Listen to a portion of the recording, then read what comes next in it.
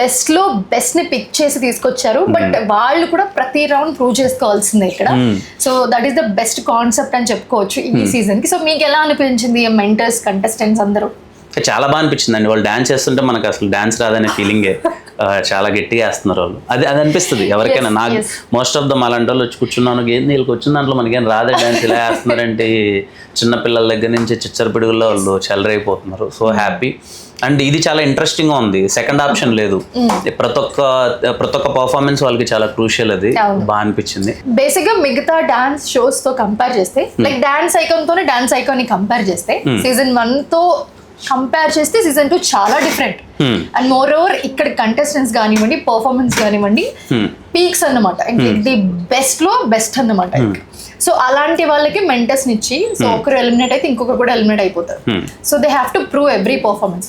అందుకని the best performance వాళ్ళ నుంచి కంపల్సరీ రావాల్సిందే. There is no chance. So మీకు చూస్తున్నప్పుడు ఎలాంటి ఫీల్ వచ్చింది? అదే చెప్తున్నాను కదండి, ఏంటి ఎంత బాగా వేస్తున్నారంటే వీళ్ళు డాన్స్ మొత్తం. అంటే వీళ్ళకి వచ్చిన దాంట్లో మనకేం రాదేంటి అన్న feeling. Firstly very talented kids అందరూ.